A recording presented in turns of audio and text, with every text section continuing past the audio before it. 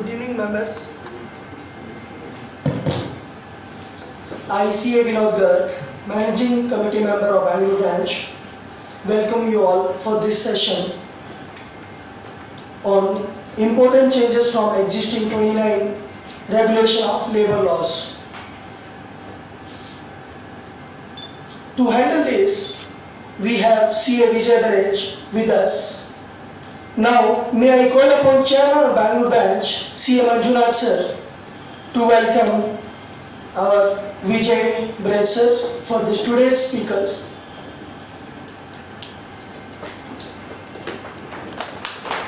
I request Chairman to hand over the bouquet.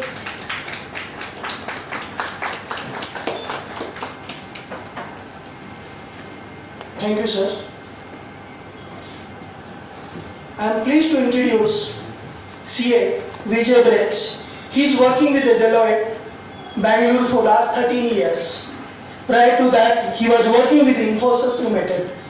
He has 14 years of experience in industry advising clients on taxation and social security issues. He provides advisory service in the areas of employees, salary structuring, social security legislations and bilateral social security agreements. He guides the clients in assignment structuring both inbound and outbound from India, helping corporate to optimize on the cost by effective use of income tax laws, double taxation avoidance agreement. He has also been advising client on the labor codes for last 4 years, covering employee salary structuring, business policies and process, understanding the potential impact of the upcoming code and how the organization can ensure readiness.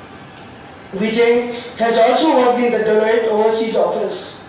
He regularly contributes to the article published in the Indian Financial Dailies and online publication. He is also a member of the Human Resource Experts Committee of the Bangalore Chamber of Industry and Commerce. His clientele includes industry leaders in various industries such as technology and manufacturing sector. With this brief introduction, I present before you CA Bharech. Over to you, sir.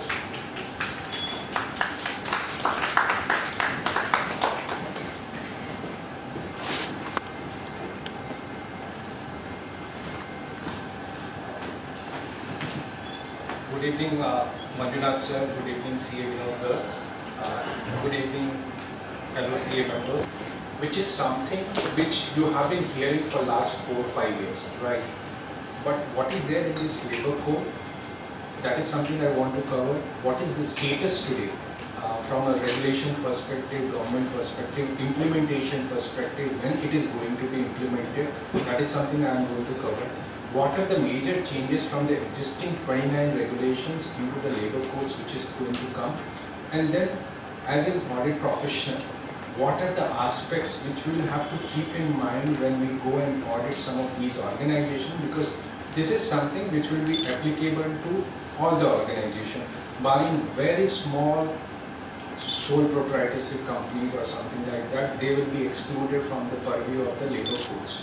So with that, if you see the background of the labor code, it was way back somewhere around 15 years back when the government was trying to understand which are the labor laws they can combine it together, which are the labor laws which they can refine it, because some of these laws have been drafted way back in 1948, 1972, 1960s.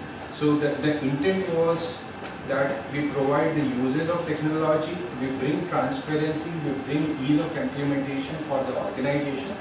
With this, they try to come out with the 4 codes: Code on Wages, Code on Social Security, Industrial Relations Code, and the Code on Occupational Safety and the Health and Working Conditions.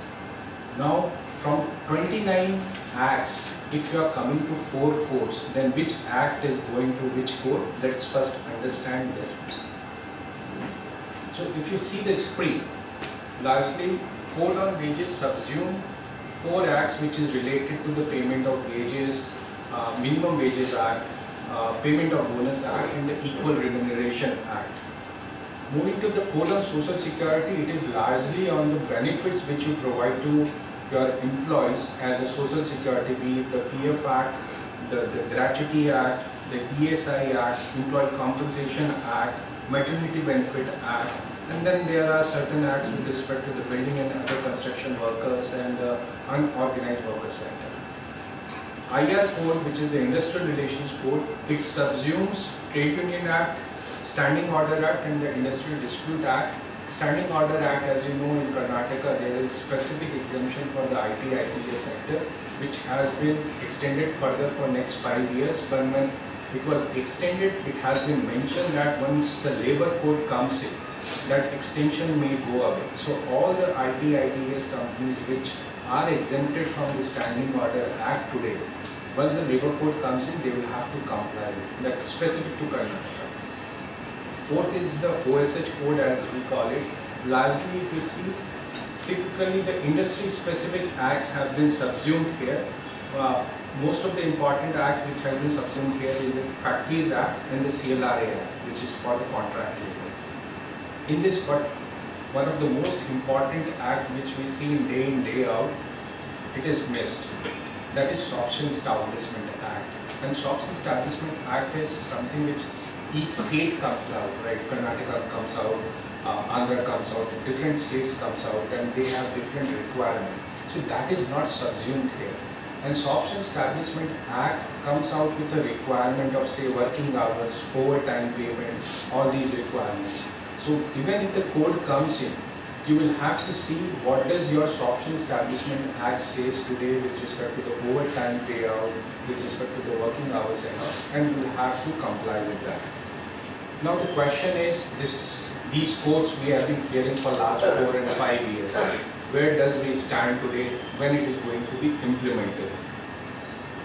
So from a government perspective, the codes have been passed in both houses of parliament way back in 2019 and 2020. It has received the presidential assent. Only thing which is pending is to issue a notification date that from this date code will be effective. That's only is pending. Then why it is not implemented yet? Labor being a concurrent topic in the Indian Constitution, some of the aspects has to be decided by both the central government and the state government. Because if you see, while the PF Act, Gratuity Act, largely it is the central government legislations, but there are certain aspects where state rules comes out. Say recently, last year, there was specific requirement from Karnataka government for ensuring the gratuity liability. Not all states have that kind of requirement. So all the states have to come on boarded, otherwise implementation becomes stuck. So what government did, they issued the draft rules that has been there in the public domain. They have asked all the states to issue the draft rules. Most of the states have issued the draft rules. If you see the slide here, out of all the states and the union territories, most of them have issued all the rules or at least 2 or 3 rules. Barring West Bengal among the largest states, West Bengal has not issued any of the rules, but all other states have issued largely all the rules, if you can see here. But does that mean if states does not issue the rules, does it stop the government to implement the labor code? No. They have all the rights, constituents wise, to implement it as and when they want it. But it will be difficult for the organizations and the employees to implement it. So that's why they are holding it. And as a lineup to that, what they have done once the new government had come, they did regional meetings with different states, say south states together, east states together, and they asked the labor secretaries and the labor ministers to come out with the state rules wherever it is pending. And after that, you saw the impetus where we stand today. So that is the status today. The government, the flow of the event, it will work like that. The government comes out with the effective date, say on 1st April they announce that it will be effective from 1st June. They will have to issue the final rules under the central government. Then the states will have to issue the final rules, and then the courts gets operationalized.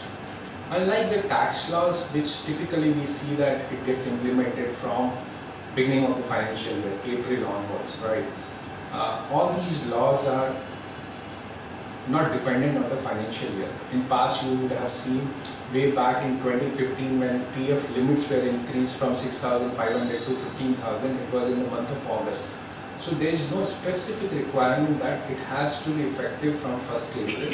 It can come during the year. Now the question is whether the courts are going to come or not. In the last couple of years, the government has made certain sections of court already effective. Last year, when there was a requirement of enhanced pension scheme under the private sector, wherever employees wants to offer the enhanced pension rather than on the limiting amount of the 15,000, for operationalizing that part, they made the effective of a particular section of Code on Social Security. They did not change the PF Act, otherwise they had to go back to the Parliament again. Similarly, I think 2 years back, with respect to the Aadhaar requirement, they again went back to the Code on Social Security. So some of the sections they have made it effective already. Now, in the last 3 to 4 months, the government has constituted a specific committee to look for the social security scheme for the gig and platform workers, which is very important from, say, Karnataka perspective. All these the ride-hailing cabs and the other the vendors who serves the foods and all. So for that, they have asked aggregator to register in certain portal and provide the benefits as and when government announced. The committee which has been set up, what I understand, they have to submit the report sometime in this month, and certain provisions of that scheme can be made effective from April or May.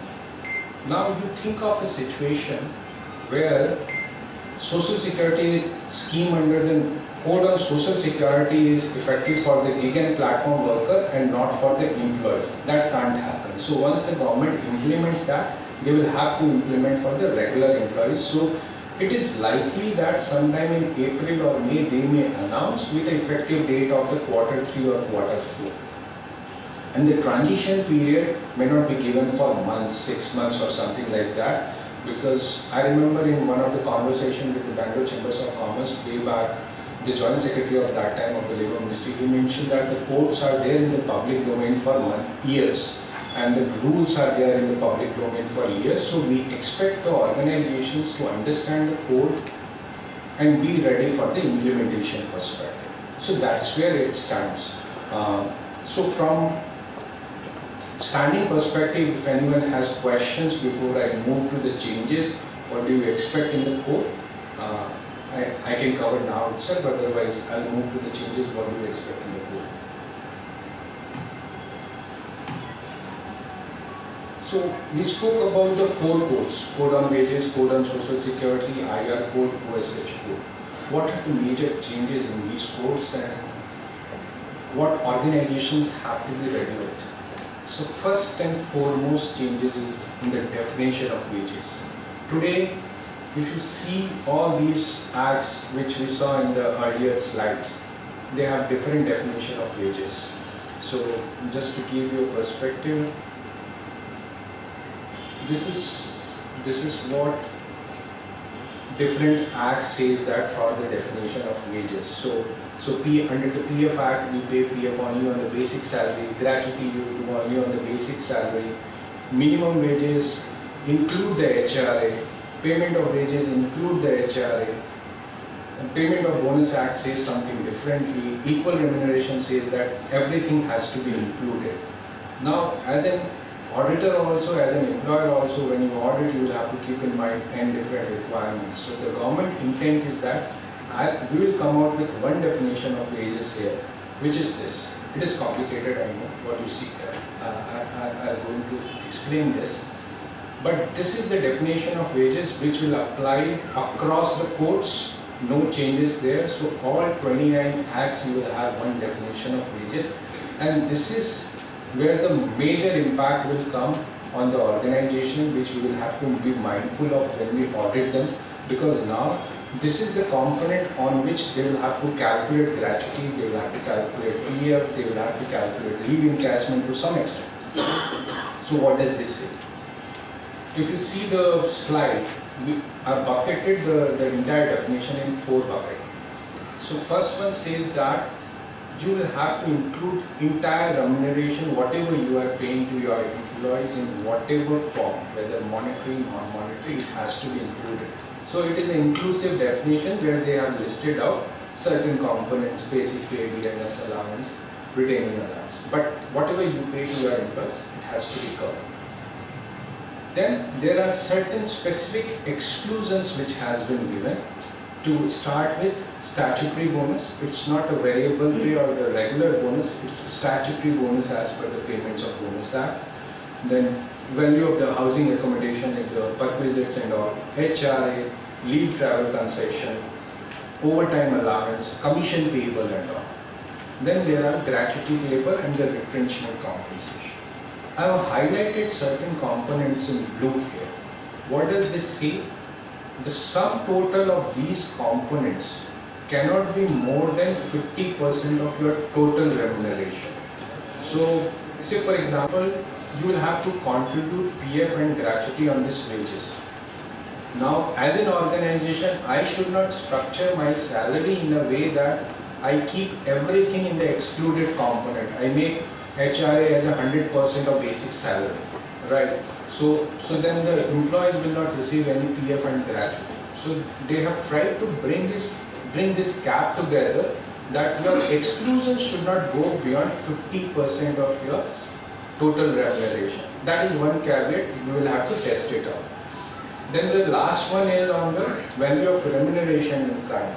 So they are saying that whatever value of the benefits in kind you provide with the ESOPs, car lease or whatever, that has to be included to the extent of 15% of your remuneration. That sounds little bizarre from industries where we see our clients working on in the service industry or the factories and all. And service industry, specifically in Bangalore, you will see many companies offering ESOP, stock options and all. If you start paying PF and gratuity and stock options, it creates a lot of confusion. So when the clarification was asked to the government, it was clarified that the intent of bringing this particular part was specifically for the plantation industry.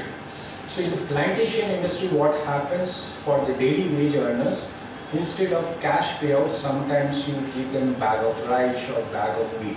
Okay. So in many cases, they were observing that if contractor has given 200 rupees worth of a bag of rice, they were not calculating any social security benefit on that because no PF and gratuity, it was not a cash remuneration. So in a way, these plantation workers were losing out their social security benefit. The intent was to bring those under the radar rather than the service sector, ESOPs and the other benefit. So government understand this feedback which the industry has given. They may come out with certain clarification, but all these clarification cannot come once the effective date is announced. That is one.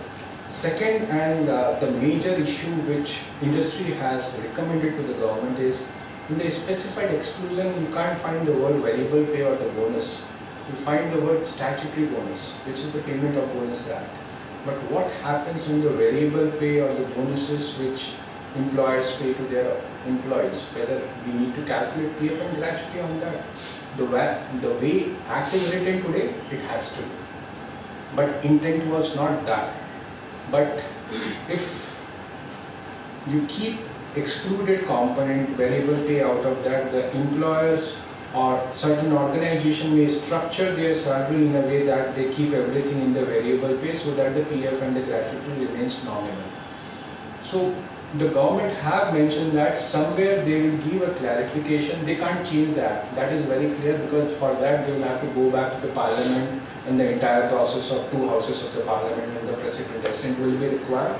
So expectation is that that will again be provided by way of a clarification, because in the final print, in the second bullet, after the value of housing accommodation, there is one line that or any other benefit provided by way of a notification or an order. So the government may provide a certain order or notification where they may mention that variable pay also will be excluded. So now, after talking about all this definition of wages from the existing acts, what kind of impact do we see which is going to come? Okay, financially what we see, what companies are going to calculate, how we have to verify whether it has been calculated in the right way or not. So this example is of an employee, say, with a CTC of 15 lakhs. And if you see the existing loss column, simple structure where basic pay is 40% of CTC, 4,80,000, there is HRA, leave travel allowance and certain other components. And then there is a variable pay of 3 lakhs, so put together it is 15 lakhs. Today, what do? We calculate gratuity on the basic salary, right, which is in this example is on the 4,80,000. Now, if you go back to the new definition, what we'll have to do? From the first bucket, we'll have to take the entire 15 lakhs there, right? So 15 lakhs you take there. And then there are certain components which you exclude, like HRA, LTA, PF contribution, NPS contribution, but the sum total of that cannot exceed 50%.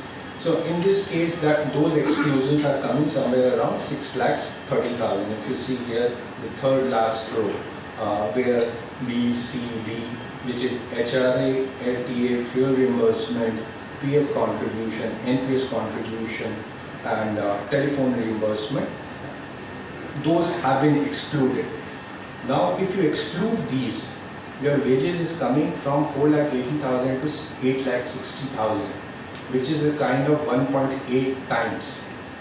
And gratuity is a classic thing which, if the act becomes effective, while it is prospective, but it is retrospective also, because you will have to pay for the prior service period. So say if it becomes effective from 1st June, and as an employee with a 10 years of service period leaves the company on 2nd June, they will have to pay on this 8,70,000 for the last 10 years. But in the books, when the organization would have met the provisions and all, they would have met based on the 4,80,000. So this will be a huge impact financially. It could be an impact through a P&L item also, because it could be a one-time hit. So from an audit perspective, we will have to see once the code becomes effective, whatever gratuity payouts happens, whether it is as per the new provision or whether the company is following the earlier practice. Here, one thing we will have to keep in mind, that 20 lakhs cap which is there under the Payment of Gratuity Act, that continues, because they have clarified that all the limits, all the schemes, they will continue for another 12 months once the code becomes effective.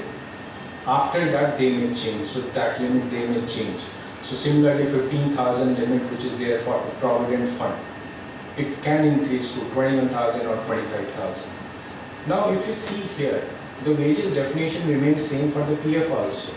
So today you are doing your PF calculation on the 4,80,000. So if PF also has to be contributed on 8,70,000, it will be a huge hit to the take home of the individual, because it has to be monthly contributed.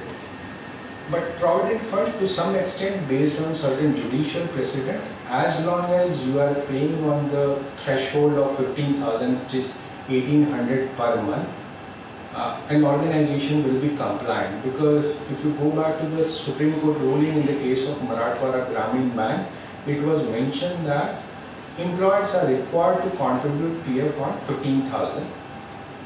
Above that, whatever they are paying, it is optional, because PF is mandatory for those who are earning less than 15,000. Those who are earning more than 15,000, anyways, it is optional. So if you are paying beyond 15,000, it is an optional thing. So now think of a situation of this employee example only, where company was paying on 40,000 per month, 4,80,000 per annum, right? Which was more than anyways 15,000, or if limits gets increased to 21,000 or 25,000. So PF primarily there may not be any impact financially, but the companies will have to change their documentation if they have mentioned in the offer letter that PF will be paid as per the provisions of the PF Act and all. So that is something which we will have to be very mindful of. And there could be a requirement where employees may want to opt for the higher PF, that I want to contribute on the higher wages, so give me an option for that. Similarly, from a financial perspective, apart from PF and the social security on gratuity, ESI, similarly, it has to be calculated. So ESI today 21,000 is the threshold. If your salary is less than 21,000, ESI triggers. But the definition of ESI is different. But going forward, under this wage definition, your salary is less than 21,000, ESI will trigger. So again, the coverage of employees will change for the ESI and statutory bonus perspective. There may not be a huge financial implication. Financial implication will be largely on the gratuity. Gratuity, there will be a hit on one time, because once you adjust your books, like the provision change will happen on the code when it comes. There will be a one time hit. It could be in the P&L or the balance sheet.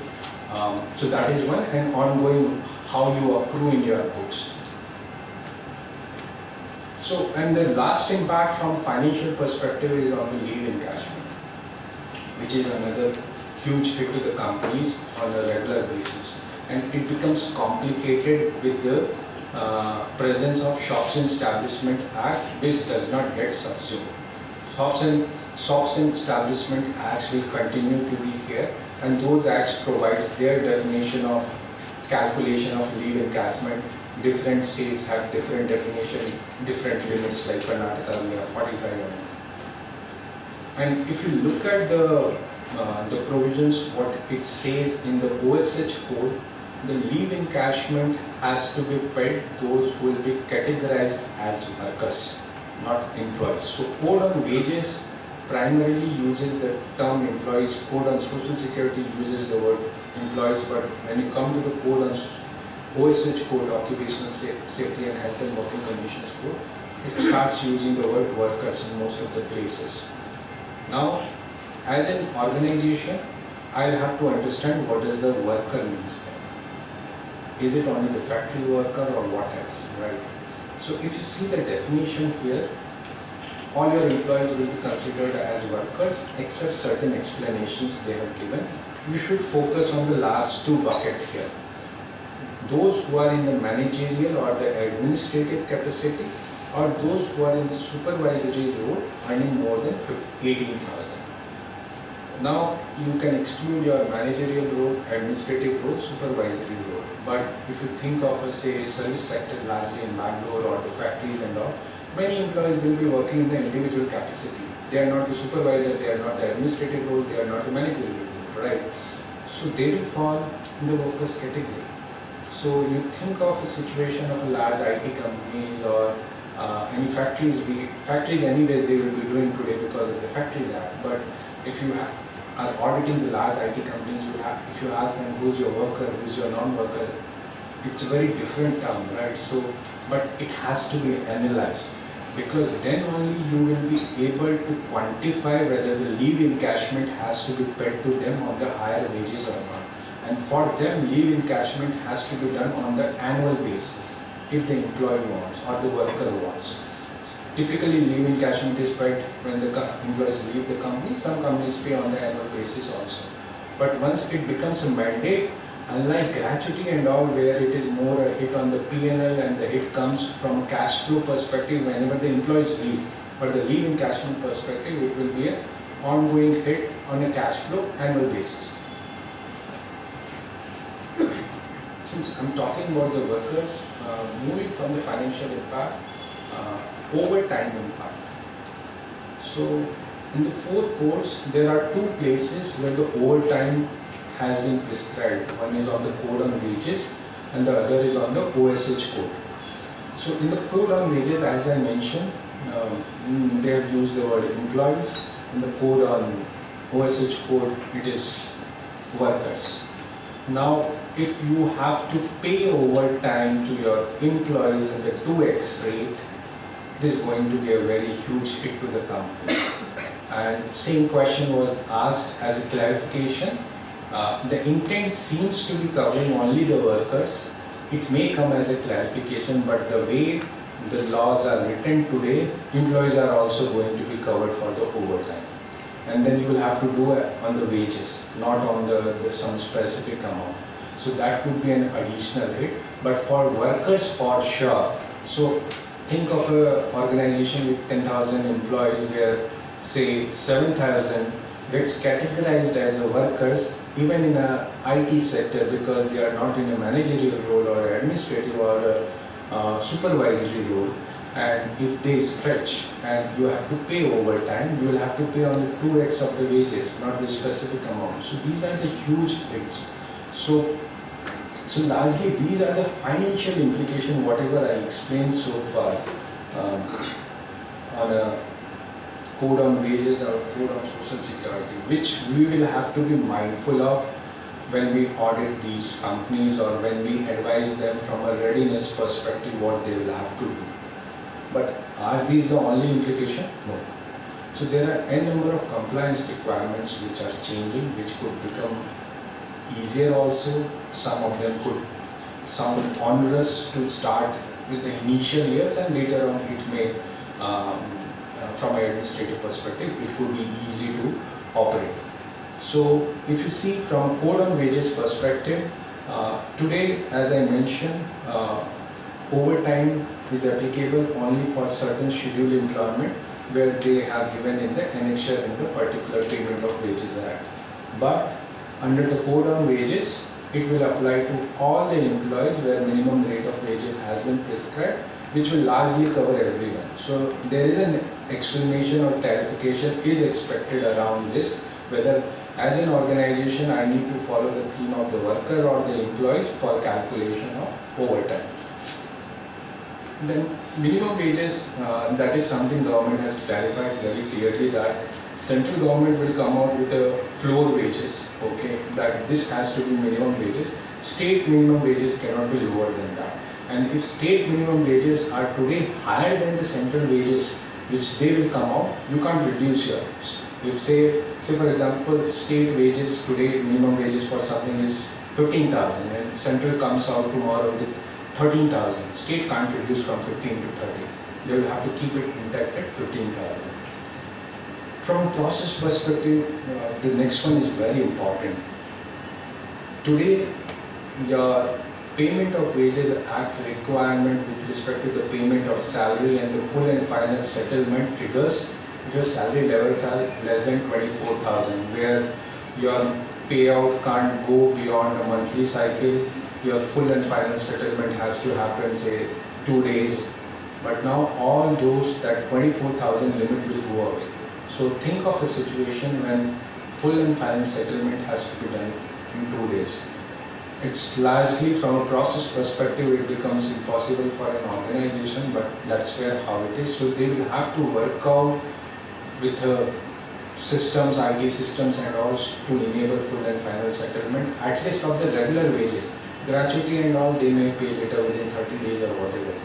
Second and very interesting part from process perspective, which today also to some extent get missed by certain organization, is every company will have a payroll cutoff date. So say if you join after 16 or 28, your salary gets paid in the next month, right? Now the code says that in this case what is happening, if I am joining an organization on 20th of June, I will get paid on 31st July. So my pay cycle for that period becomes 40 days. It is not allowed under the codes. Your pay cycle cannot go beyond 30 days of the month.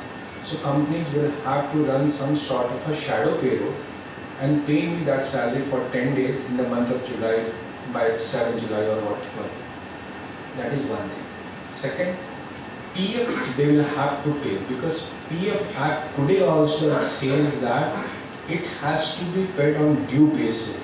So if I have joined the company on 28 June or those 10 days, the PF has to be paid for June by 15 July or 28 July today also. Many companies, they pay when their salary is paid by 31st July, PF gets paid in 15th August, which is incorrect. In many cases, interest and damages are still levied by the RPFCs and you get notices. So that is something we need to be mindful of when we do specifically the internal audits and all, from a process perspective, what these companies are doing for someone who is joining after payroll cutoff date. And coming to the statutory bonus. So statutory bonus, as we know, from a coverage perspective, it is 21,000. And from a payment perspective it is 7,000. So those limits, as I mentioned, any limits they have not changed under the code. it has been mentioned that the existing limits and the schemes will continue for another 1 year. It may get changed.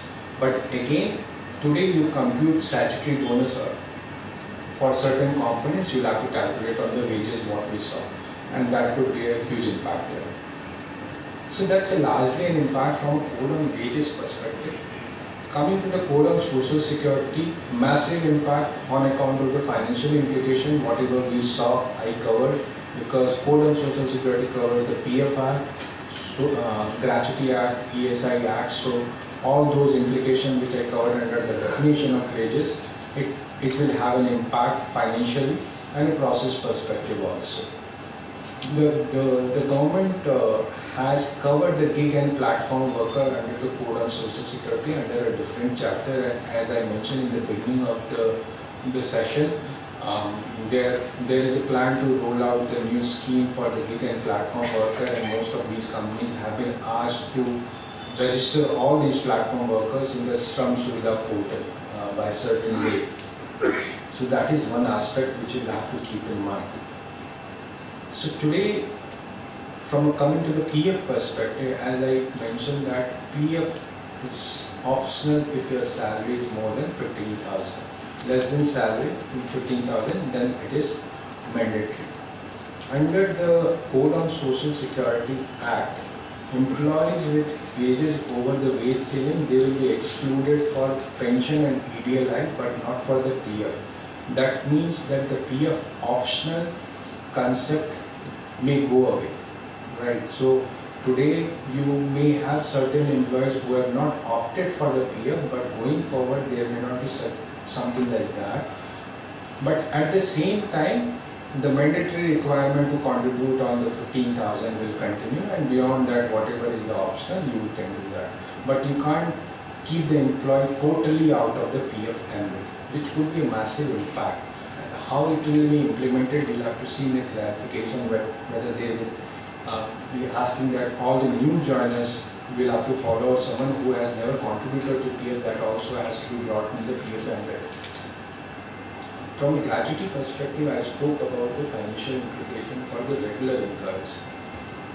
One good and the welcome move which has been brought in under the code is that even the fixed term hires, they has to be covered for the gratuity purpose. So, giving an example, today an organization issue an offer letter for 2 years with an end date that you joined on 1st January 2025, and your end date will be 31st December 2026. Gratuity doesn't trigger because 4 years, 190 days and 240 days has not completed. But in a way, he or she is your employee, and sometimes these contracts keeps on getting extended. But the employee loses the benefit of the gratuity. So the government has understood the importance of the FTEs to be included for the benefit of gratuity. It has been mentioned that all the FTEs with a minimum service period requirement of 12 months. If you have any FTE, then you will have to pay gratuity on a prorated basis. So if someone is working for you for 1 year, then you pay for 1 year. It can't happen that if someone is working for 3 years or 4 years, you say that it is less than 4.5 years, gratuity does not pay. So that concept will go away. It may impact and will impact many organizations which hires a FTE kind of model, like 2 years contract or 3 years contract. In the wages definition, as I mentioned, to start with, it will have a financial implication, no doubt about that.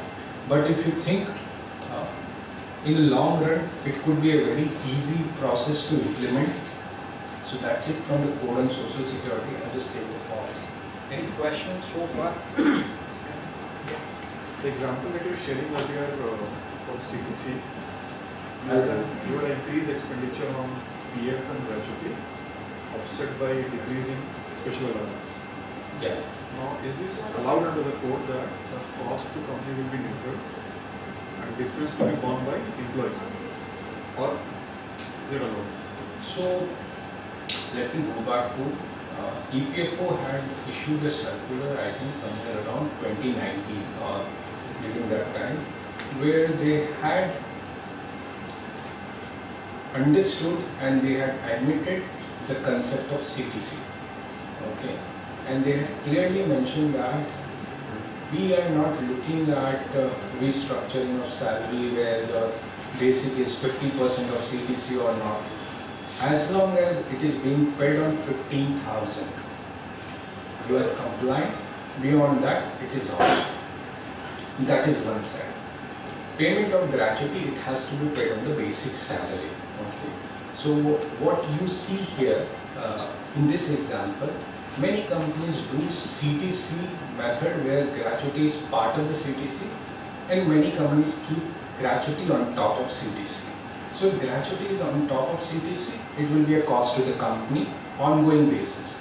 But that one-time hit which I was talking about, say you have hundred or thousands of employees who have worked with you for 20 years, and this impact of one-time hit, right, whatever you see, 130 or whatever, that you will have to accrue, and that will be an obligation of the company itself. You can't recover the past service period obligation from your employees. Going forward, it is up to you how do you structure this salary. So that can be. Salary restriction is allowed. That's where your role comes in. How you effectively organize your salary structure to be cost efficient, but at the same time remain compliant. And is there a precedence like this where salary was restructured for changing law?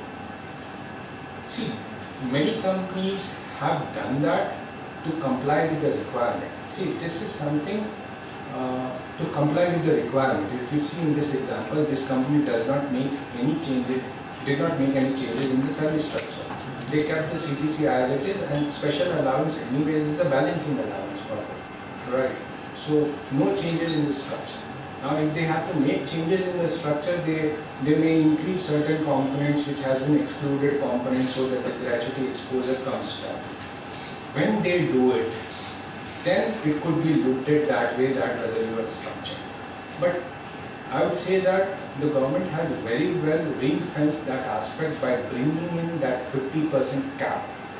That all your exclusions, I'll go back to the definition, the ones highlighted in blue, it can't go beyond 50%. You can't keep your HRA as 100% of basic salary, right? Or you can't put, say, LTA as 2 lakh, 5 lakhs like that. So they have put this ring fence that your wages should be at least 50% of your remuneration. It can go beyond that if your structure is like that. But minimum it has to be 50%. So that way, a very well sector of you see the impact. So none of the organization, at least what I have seen, will be reducing the impact for the gratuity. It is going to be on the higher side definitely. PF, as I mentioned, it is going to impact the take home of the employee. Now that given it is an optional to contribute beyond 15,000, that is something which employees can decide.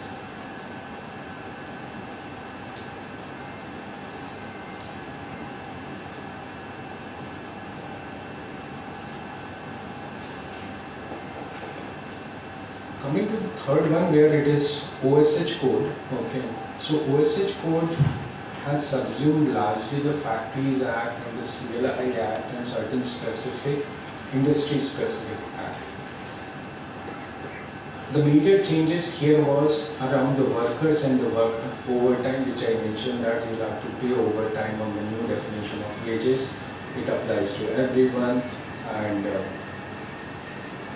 overtime will have to be paid if your overtime cannot go beyond 125 hours in a quarter. That is another thing which, when we do the internal audit, you check from a shops and establishment perspective today or the Factories Act perspective. Say if many companies clock in 10 hours or 11 hours employee punching and all. So that is something which we will have to check. If it goes beyond 125 hours, there could be some penal provisions, and then whatever is the overtime, how they are computing the wages on that, whether it is being done on the new definition of wages or not, that is something which we have to check. Leave encashment, as I mentioned, you will have to pay on the new definition of wages that is coming for the workers. But typically in an organization, you will not have good policy for the leave encashment largely. So in that case, they will have to make those kind of policy for everyone that you can encash your leaves on an annual basis.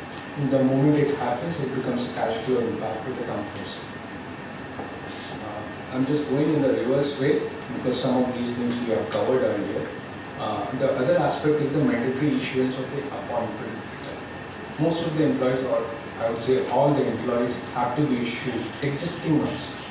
New appointment letter within 45 days once the code comes in, because the appointment letters now has to cover some of these aspects which most of the organizations do not cover. Aadhaar number no one gives in the offer letter or the employment letter or the UAN number. Going forward, these details have to be updated in the employment letter, and if your existing employment letter does not cover that, then you will have to issue the new ones.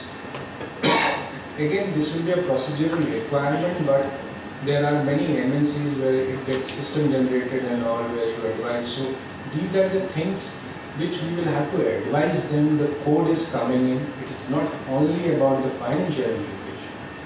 These are the things from a procedural perspective which you will have to be mindful of. Some of these may trigger from day 1, some of these may trigger from day 45, some of these may trigger from day 90. But you need to be ready because government has made it clear that we have kept code in the public domain for many years, right? So they may not give the transition period more than 2 months or 3 months.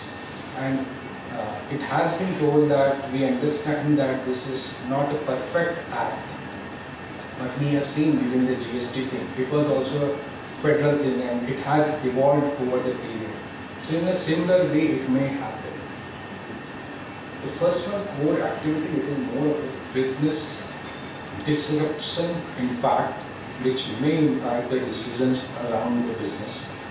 So they have mentioned that contract labor you cannot employ in your core activity, which is a regular feature in most of the companies today where you hire contract labor largely in the factories, okay, for your core work. Core work also, say if you will go to the shop floor of any of the manufacturing or the auto companies, they will have many contract employees hired through the contractor who are doing this fabrication or the assembling work. So that is prohibited going forward. So whether as an employer can I engage, whether I need to change my business model because it is going to disrupt the entire model. There they have given certain exemptions. So that's where again your role as an auditor or as an advisor comes in, that whether their business model will fall in these exemptions or not, or whether they will have to change that. And these are the things which cannot be done overnight. They will have to be mindful of now, so that if any changes are required from a business process perspective, they are well aware of. One is, if the normal functioning in that organization is like that we do the contract hiring the way we have the staffs to serve the securities and the office canteen and in that industry it may work. Or if it is for the say some seasonal activities when you are short of staff, you hire through a contractor and all, it may be permitted. So these are the things which you will have to discuss with your clients, that where are you hiring your CLRA and contract labor today, which are the activities, and going forward whether it could be permitted or not. Talking about the CLRA, if the contractor today does not pay PF or the gratuity, it comes back on the principal employer. Under the code, if the contractor does not pay statutory bonus also, which in many cases practically you will see, it will come back on the principal employer. And what does it warrant? The contract between the principal employer and the contractors has to be evaluated, whether they have put any terms and conditions to safeguard them. Otherwise, it will be something which will be a huge hit to them if the contractor does not. So again, these are the aspects which we will have to be mindful of before the code comes in, because once the code comes in, these are the aspects becomes applicable from a day one, not only the financial implications.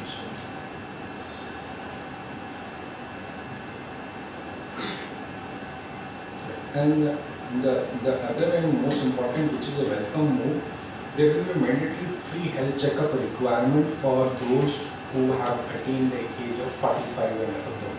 under the OSH code for all your workers. As an employer, you will have to provide these benefits.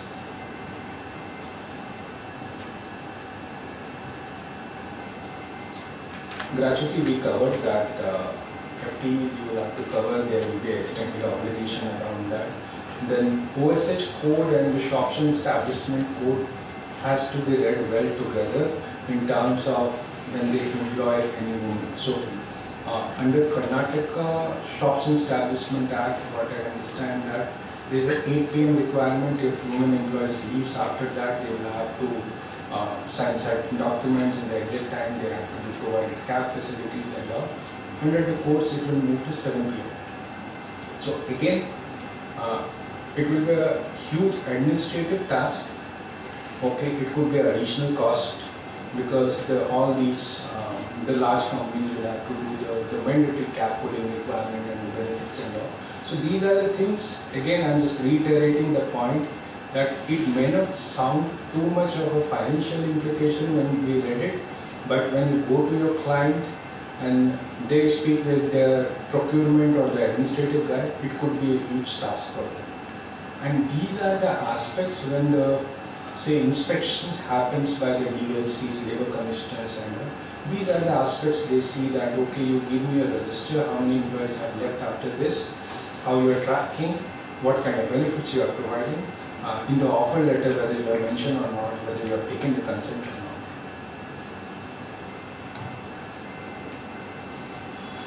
I get code. So this is one of those codes where there is a bone of contention between government and certain stakeholders, largely around the closure of establishment. So as per the current provisions, if you have employees, less than 100 employees, and you close the company, we don't need government approval for that. Under the code, they are increasing the limit to 300 employees.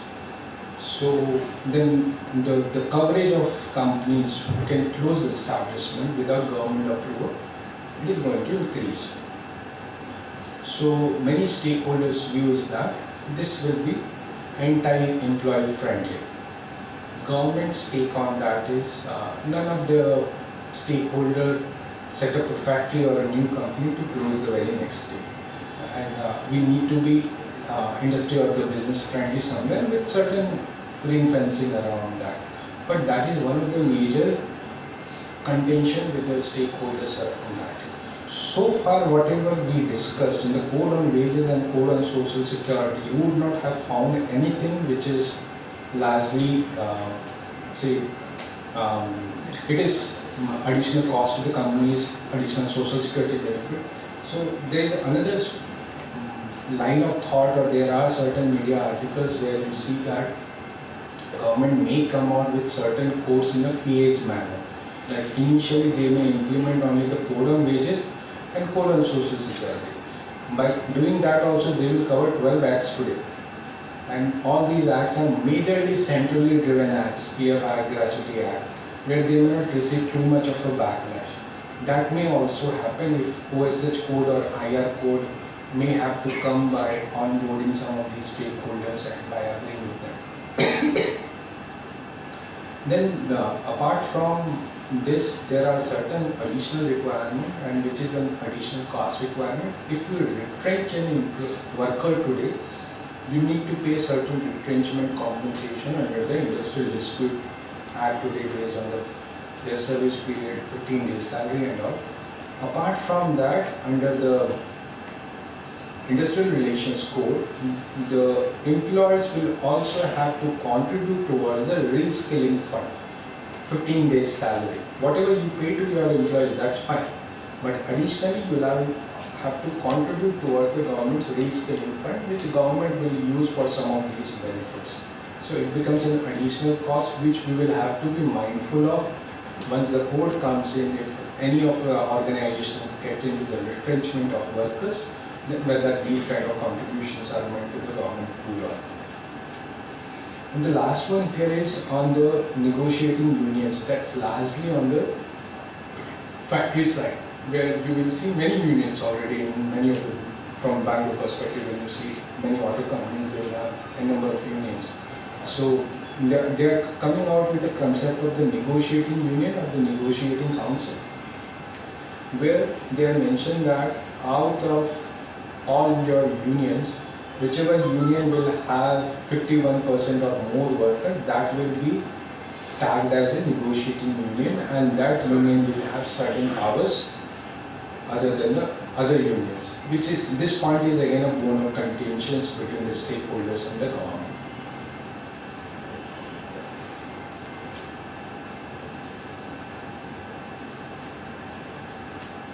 Yes, moving back. Any questions on this examples of the definition of wages so far?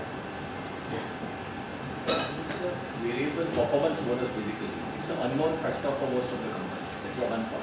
Second part is like few companies pay repeated financial year, few companies never date for the next year. So any thoughts around that? So that was exactly the feedback of the industry to the government, that if you include variable pay today, my PF and the gratuity number will be a moving number. How do I do it?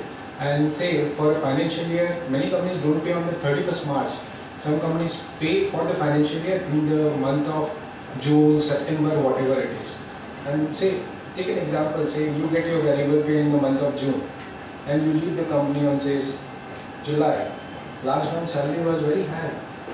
Whether I have to pay gratuity on that number, these were the questions which was put forward to the government based on that definition. That it only covers the statutory bonus. The way Act is drafted today, it has to be included. There is no exclusive. But after hearing these things, they have understood that this is something which can't be managed and there has to be exclusion provided to the variable pay. Because if you see in this, the last one is the commission payable. Commission, they have given the exclusion, not the variable pay, and when it was asked what is commission here, so it is largely to the sales commission kind of thing for those who will be paid commission as a percentage of revenue what you generate. Otherwise, tomorrow your variable pay can be redesignated as commission, right, to come under this ambit. So that is not allowed, but it is most likely, as I mentioned, that in the technical definition of wages, after that value of housing accommodation in the utilities second bullet, there is one and it says that and any other such components which is clarified by way of notification or order. So once the code comes in, it has been mentioned that they will come out with the clarification around that, but as on today it is included. So when you let your clients know, or when you lose these financial implications, how it will impact the companies, you should do in two scenarios. Once the government gives the clarification, or if they don't give the clarification, or maybe they delay the clarification, what I am supposed to do as an employer. But it's most likely it is going to come one that clarification, and the other one is on the perquisites, the benefits in kind, which I mentioned, ESOPs and all. You can't calculate the PF and all on the ESOPs and the other benefits, but at the same time, it should not be the intent that out of the entire salary you are just paying 20% as a cash remuneration and the balance in stock options, which happens largely. We are in Bangalore, we see that happening in many startups where you get larger component in stocks and the lesser in the cash compensation. So these are the 2 points where clarification should come. Third is on the employee versus worker on the overtime, because one act says employees, one act says the workers. So these are the clarifications we should expect when the code is made effective. Excuse me. This variable pay, can it be part of the statutory bonus that needs to be paid? Can this be treated as in lieu of that payment? So statutory bonus is a mandatory requirement. No. So can the organizations take a stand that this is the CTC and the variable pay maximum with the limit whatever the statutory bonus or the variable pay, whichever is higher, I would be paying? See, you can pay that, but statutory bonus is something where there is a cap around that. Okay, so say for example, and that happens today also, forget the codes. Okay, so say today if you have to pay a variable pay of 1 lakh, okay, in that many companies do that, 30,000 is the statutory bonus, balance is being paid as a variable pay. So under the course also it can continue, but that exclusion will be available only up to the limit of 30,000, whatever the payment of bonus happens. You can't take the exclusion for the entire 1 lakh. No. So to the extent of the statutory bonus, the exclusion can be. Yeah, that's there. But as I mentioned in the beginning, all these exclusions cannot go beyond 50% of your remuneration, and it is against the notion which was like understanding was that if your basic is 50% of CTC, you will be compliant under the labor code, you don't need to do anything. But as you see that, you may not be compliant, you may be compliant, I would say that, but your impact as an organization will be huge because you will be paying on not only on the basic salary but certain additional components also. At the same time, you should not structure your salary that the exclusions are like HRA is 80% of basic salary, for example, or you put the LTAs as 5 lakhs or whatever you want. So that is something which will be proper. Last one more question. In the retrenchment, in the new code, is there any restrictions at what point the retrenchment can be done? The company performance or any specifications? So there is no changes from the current provisions. It's largely on the payout which will happen, where the additional payout requirement is that like you will have to pay to the reskilling fund.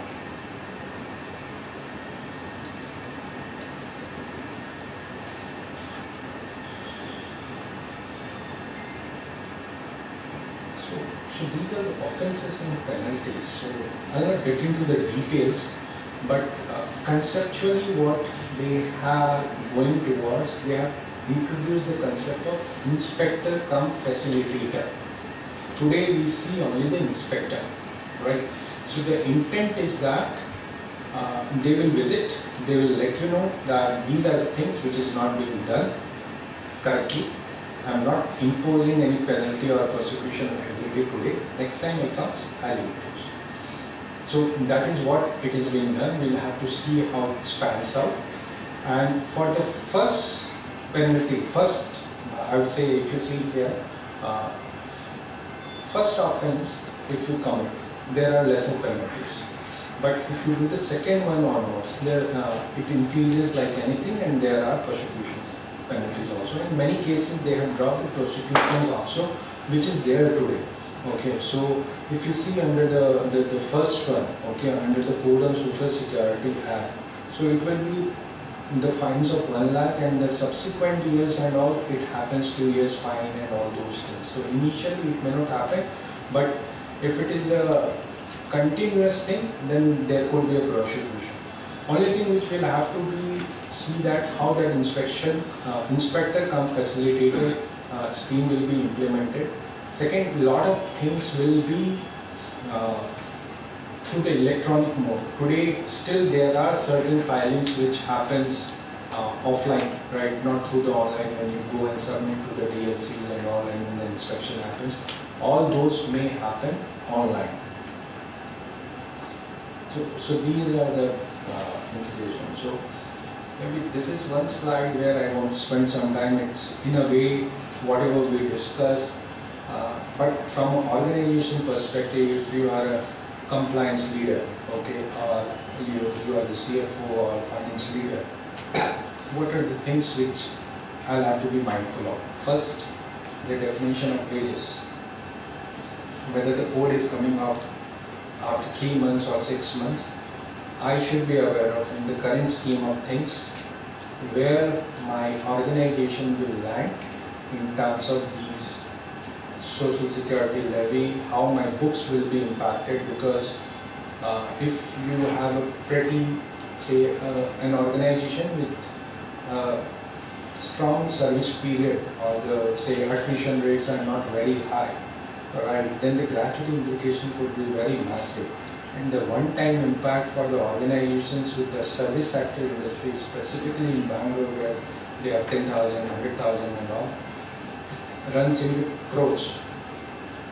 And the one-time impact they can't recover from the employees. That is the main thing. So how they are planning for that. If these are the MNCs, then you need to work with them. Some of these implications they may have to report to their global HQ, because they may not want surprises that okay, one code is coming tomorrow or after 3 months, and that time you calculate and tell them okay, there is an impact of 50 crores in the India books, right? So that is something which we have to be mindful of. Many policies will change. As I mentioned, payroll policies, it will be overcast, right? You will have to settle the payroll cutoff dates, shadow payroll will be required, full and final settlement 2 days, right? Working hours thing which will have to change, overtime requirement will change, leave policy where we saw the leave encashment details. All these policies has to change. Now the question is whether I do it now, whether I advise my clients now.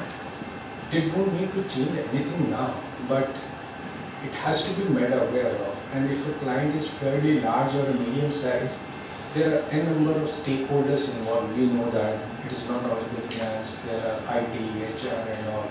So they all has to be, and it is not a world where things can be implemented offline way. They may have certain ERP system, be it SAP, Workday, Oracle and all. So it has to be updated there, and it may take time. So they will have to let their IT folks know also that these are the changes which may come in the next 6 months or 3 months. Just keep in mind we may need you. So that is something which sounds very minuscule when we talk, but as an advisor we should be very mindful of these things. Workforce categorization. The slide which you saw, the definition of worker, that will be a massive task.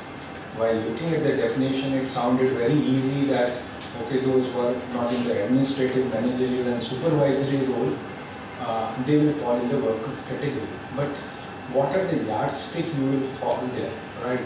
Are there any case laws around that? Whom you can consider supervisory? So say, you may find in some of the IT organization, the designation is VP, but there is no one to report to him or her.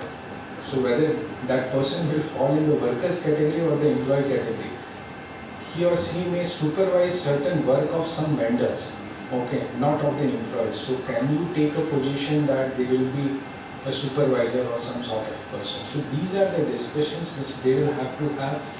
Not many will be impacted, but I think to a large extent they will have to do this.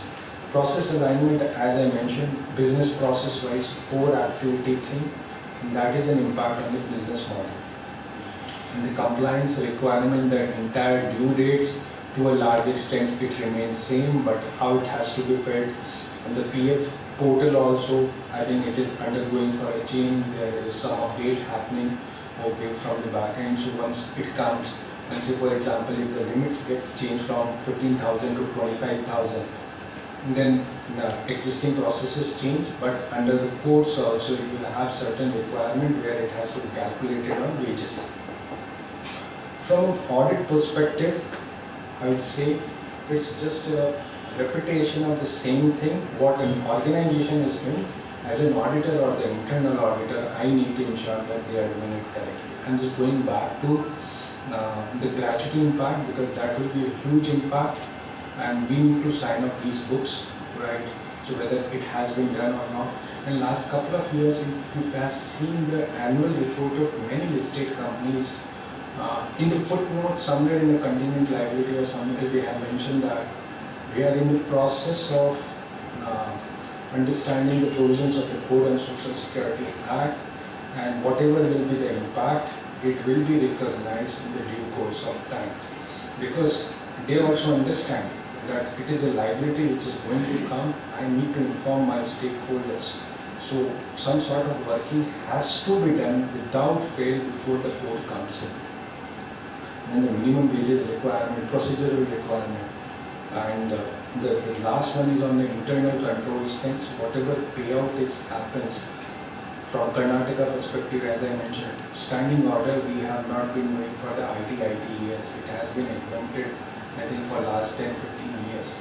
So once it becomes effective, I think either from 45 days or the 90 days, you will have to draft the model standing order or the standing order which applies to your organization, submit to the DLC, get it approved. These are the changes. I think I'll take the questions. I know I finished fast, but majorly these are the changes. If any questions around this? How does it impact a CA office? Because in the CA office, most of them are article. If the number goes up, whether should I need to give an appointment letter? So the CA office applicable. Because nowhere in the act we are exempt from PF. But everybody is under the assumption that we are exempt. I'll come to that. So EPFO had issued a circular, I think somewhere around 2018, that, or in that time itself, that if you are a student intern, okay, they have not specifically issued for the CA Institute, but if you are a student intern, and if you are doing your internship as part of your curriculum which has been prescribed in the course, then you will not be considered as an employee from a PF perspective, and PF is not required. So from a CA perspective, articles relying on that circular, we will be excluded. But our institute is not recognized as an educational institute. Sorry? Our institute is not recognized as an educational No, so it is not from they have not mentioned the educational institute. It's just saying that as long as it is part of the academic professional program and all, whichever is the mandate. Similarly, the way say MBAs and all, okay, where you have to do the 3 months or 6 months internship. If it's part of that, then you don't need to do. But there are many organizations who just hire interns for the sake of calling them interns. They are PF will trigger. And from a CA office perspective, yes, PF will not trigger, but non-CA articles also we may have certain employees, and if the Payment of Gratuity Act triggers to us, which says that 10 or more employees if you have, then Payment of Gratuity Act triggers, and it will equally apply under the Labour Code also. Then it will. And knowing the experience in the CA office, the service periods continues for many years, so there may have an impact on organizations' perspective. We need to give the appointment letter to them also. Again, no. So appointment letter and all, there are certain requirements in terms of a minimum employee count. So some of these say that 100 employees or more, some of these say that 300 employees or more. So many small organizations will be left out. And talking about that, again there was certain articles around that the government may also make effective labor codes in a phased manner for a large organization to the smaller organization. Initially they may start with say either the revenue basis or the employee headcount basis, 500 or more employees or 500 crores or more employees, and then slowly they may come along with other organizations. This was the other school of thought. The first one, as I mentioned, they may implement only the code on wages and the code on social security, and the rest to follow. What will happen to other laws which currently the states are having? So other laws, largely it is Option Establishment Act, Yeah. that continues. And minimum wages? No, minimum. So I see, these are the acts which are subsumed. So minimum wages act is subsumed. But you said the states which are having the higher minimum wages, they should continue. So each of these acts have today also central rules and state rules also, right? And under the codes also there will be central rules and there will be state rules also. Okay, and in some of the cases, You are saying there will be a single act but state specific rules? yes, which is there today also.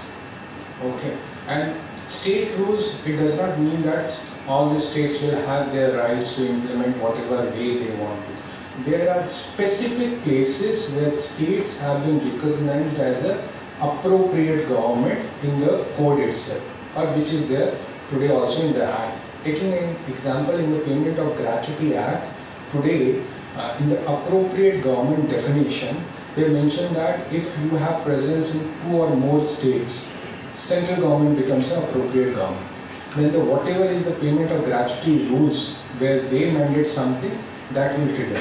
But say if you have office only in Karnataka, then Karnataka rules will apply. This was the question on that gratuity insurance requirement which came last year, where if you have office only in Karnataka, then Karnataka government becomes the appropriate.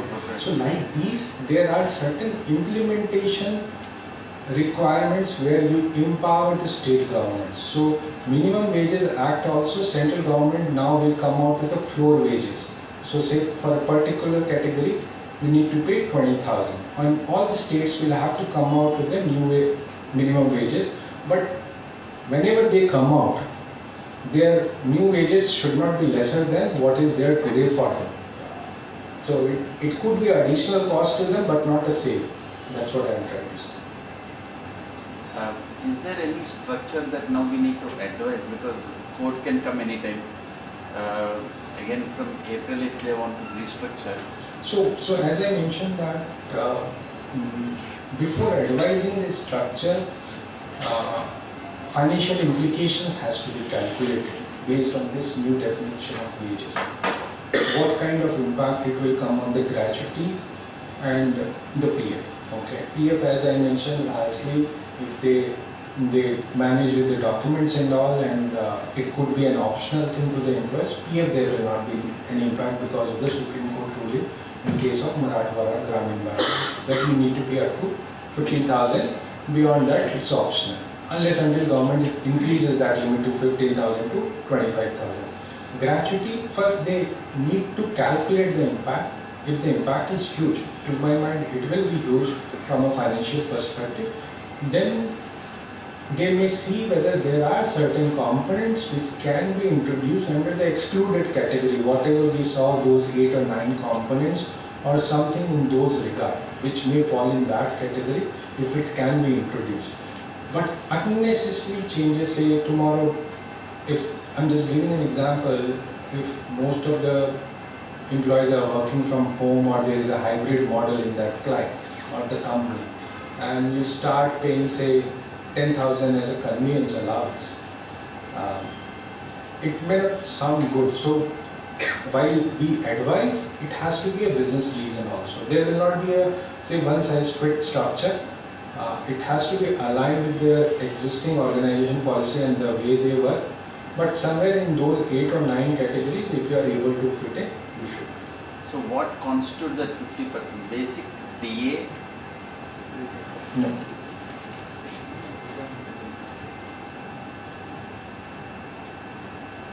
As I mentioned in the beginning, so your entire wages. So it's only basic DA? No. So your excluded components, what they have mentioned, you have to consider whatever you are paying to your employees as wages. But your exclusions cannot go beyond 50%. It's a reverse way around. So it could be minimum 50%, it could be 80% also. Exactly. Yeah. So considering retaining allowance is something which I will not. So basic and DA should be. And a special allowance. No. Again, I'm just saying, again, you don't need to see that way that those have to be minimum 50%. If you keep those as 50%, then there could be a balancing allowance also, right? The special allowance of the personal pay, which you will see in many companies, right? So, and that is not an excluded component. You will have to add that also. Then your 50% will become a 70%, which will be a mandatory requirement. You will not be able to say that I will limit only on basic and DA. So the intent should be that all other components are excluded components in that. Then it should be fine. If your basic and DA are in that case 50% and you have all other components which fall in that blue category. But the moment it goes into the balancing allowance, you will have to pay PF and gratuity. Gratuity, yeah. So main gratuity is going to increase if it is not structured well. It is naturally, because see, today you are paying on basic, you can't reduce the basic. Yeah. So there will be some plus X or plus Y will be added, whatever it happens. And you can't structure your salary to reduce that gap to 0. That is not possible. Because with this caveat, it is not possible of the 50%. And the largely, as I mentioned, that the variable pay remains unclear today, which they may come out with a clarification that variable pay, the way the act is drafted today, you will have to pay on that, but once they come out with a clarification, it may not be required. Because affect the manpower recruitment in this. It's a huge. Because you say as contract laborers. See, so for them it will be not too much of an impact, because in the first exception itself it was mentioned that if your normal way of functioning is like that only, okay, then you will fall in the exception category. But the financial implication will be there because of the gratuity and all. But manpower agencies, typically gratuity impact may not come to a large extent because of the acquisitions and all. From an industry practice perspective, the impact will come on the principal employer if the contractor does not do and honor these commitments for their employees.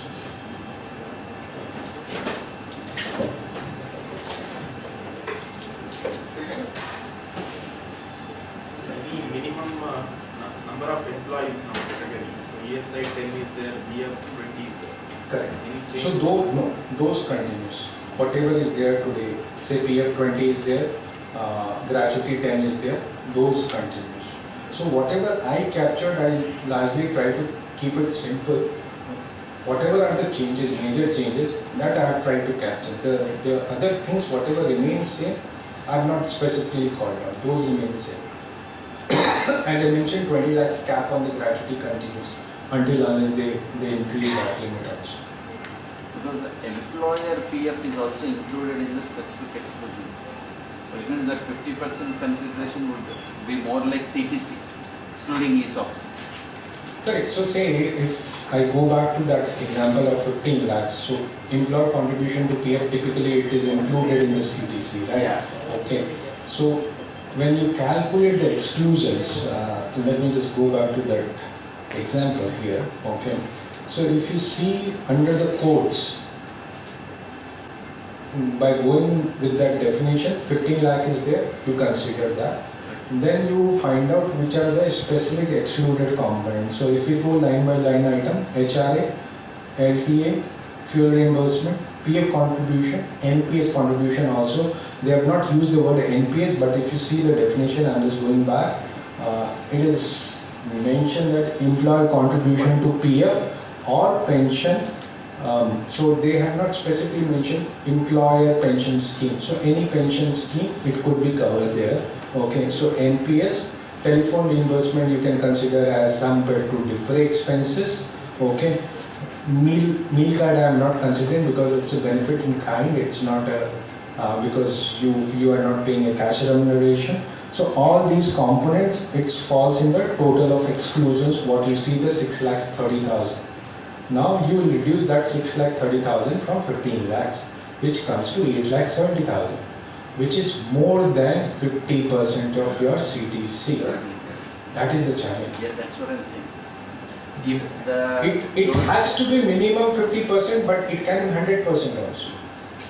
Which is exactly the notion has to be broken that if I keep basic as 50%, I'll be compliant, which may not be the case. So in this case, they can change a little bit on their basic to the extent 869, whatever they can see. So basic, say even if you change the basic, okay, say for example, you make your basic to 50% in this example. So what will happen? It will become 6 lakhs, right? And so that component is just moving from special allowance to basic. So in a way, whatever you saw, there may not be any impact except HRA number will increase. And HRA is the excluded, it's a derivative number of basic, you may get certain benefit. Yeah. But it's a two-edged sword. Why? Because once you increase the The basic, limit and the your index. your PF contribution, which you are contributing on basic only, and under the code also it will impact the take home of the employees. And many employees may not like that, my PF contribution. So it's a two-edged sword once you touch the basic. And in many companies, basic is one component where a lot of components depend, right? What will be your insurance or the global benefits and the income tax thing. So basic, ideally, it should not be changed until unless it is not in line with the industry practice of 40 or 50%. Because the moment you change your PF and say for example you change from 1st April, Just Yeah. the same example which you were saying. And if the code gets deferred by 5 months or 6 months, then till that time, gratuity will increase, okay, and which would have increased only if the code would have come. And second, your take-home impact on the employees. Basic touching is because of that take-home impact on account of PF. If your employees are okay, you could do that.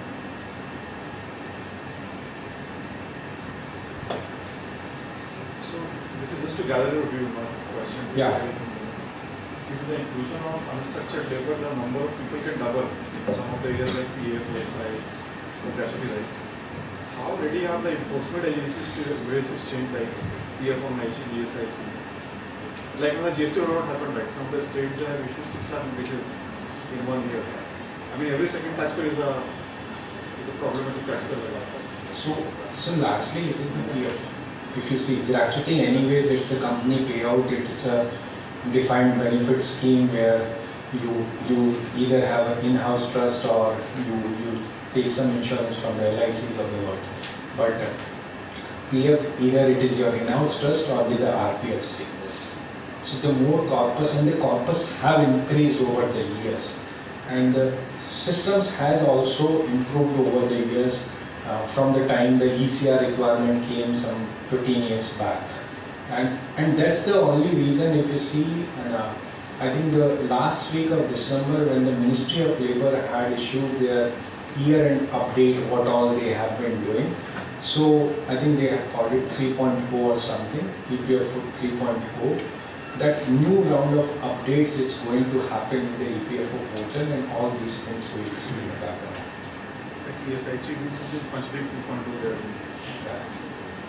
So I don't think so that will be too much of a challenge, which is a challenge today.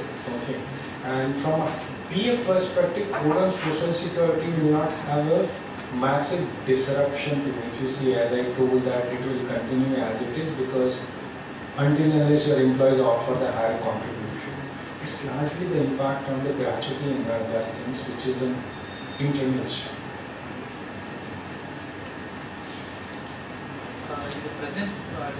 In the present gratuity, the people, whatever the employees who completed 4 years and 6 months, then they are eligible for the gratuity.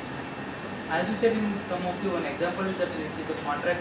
It even does it for 1 or 2 years. Very good question. Okay. So that limit of 4 years, 190 days or 240 days, it will continue under the codes also, but for the regular employees with the open-ended contracts. The employees who joins and with no end date, regular employees, they will become eligible only if they complete that 4 years, 190 days or 240 days. This 1 year criteria will be applicable only in case of a fixed term hire. So there are close not ended contracts also companies issue, that you are hired only for 2 years as in my employee. In that case, that 1 year requirement will come. For the regular employment, that the existing service period criteria which is there today, it will continue. But that was very important observation. Thank you so much for that. Any questions?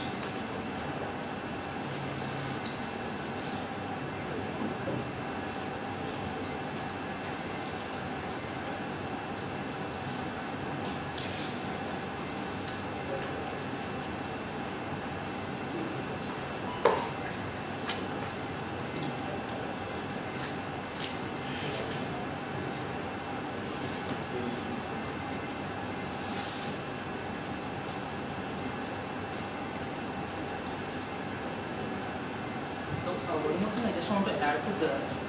See, for the accounting purpose, what we do is we provide the gratuity provision for the books. Okay. So, what is stopping to the government? Even if you complete 2 or 2.5, 3 years, why you can pay the gratuity? Sorry, See, you'll be providing a gratuity provision will be there in the books, even if you are not completed 2 or 3 years. So normally you are providing gratuity every year. in the books you make a provision. Yes. So the liability is created for that. Now the employee is leaving by after completion of 3 years. So what is the intention of the government that they are specifically telling that after 4.5 years only you have to pay the gratuity. Again, it goes back to 50 years back, okay, when the Gratuity Act came, and that is the reason. So there is a concept of social security treaties the way we have the income tax treaties. And income tax treaties we have with say 80, 90, a number of countries. Social security treaties we only have with handful of countries, around 18 or 20. US, UK and all have not signed with us. And when the negotiation happened with the US, one of the reasons which was provided that India is not a social security enabled country. In the organized sector, your social security coverage for your formal sector is not robust and sufficient. Okay, so in the social security agreement, what happens if someone goes from India, if you are paying your PF in India, you don't need to pay say US, FICA, Medicare, those contributions, and similarly if they come to India, you don't need to pay. So if that reciprocal treatment has to happen, their point was that your social security system has to be robust. Okay, that is one of the genesis of bringing these codes, labor codes, social security, so that you increase the amount of the benefit what you are giving. That is one. You increase the amount of the say the workforce, not only say formal sector, unorganized sector, big platform workers into this. Now, coming to your question, whether they allow only the 4 years, 4.5 years, why they can't change to 2 years or 3 years. If you check this globally also, okay, this is an additional requirement for a service period criteria. Okay, in US and all, you become eligible for pension and all if you render services for 10 years. Okay, so many countries has that, and it's just to align with the ILO requirement, International Labour Organization requirement. It is not a set precedent. The government may do it, but so these are the things which they can't implement overnight, because see, just because quantum they are changing on which your gratuity will be calculated from basic to basic plus X, there is a huge impact to all the organization and employees, right? And tomorrow if they change that, no, you will have to pay not only for the 5 years but for the 1 year also. The business will go out of the question. So it will be very disruptive, but that's a good thought, but it may not happen very soon. Maybe they may do in the phase manner.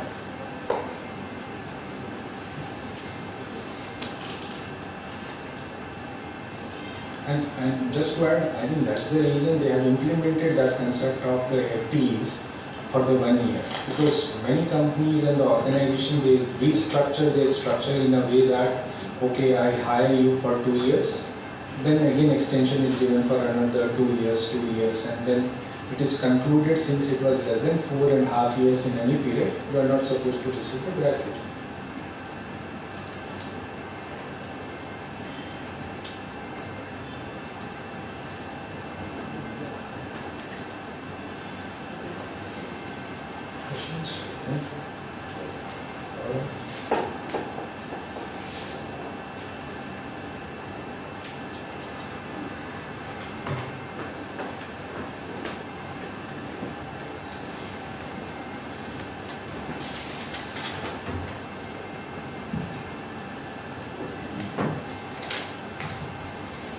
Members, as we all know that 99% of the courts have held verdict in favor of laborers, means workers or workforce rather.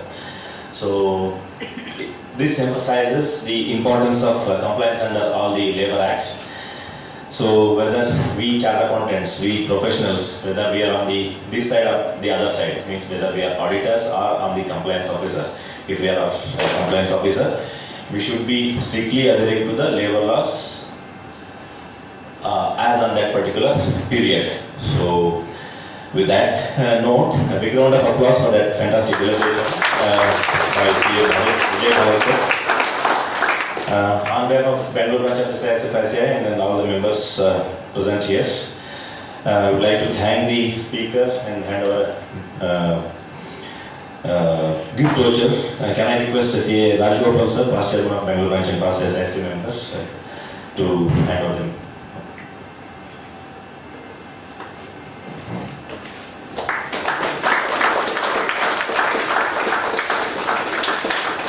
you so much, sir. And members, we have one-day branch audit seminar on 29th, Saturday the 29th March 2025 in Marriott Hotel, Rajajnagar. Please do register and then attend. Thank you so much. Good night.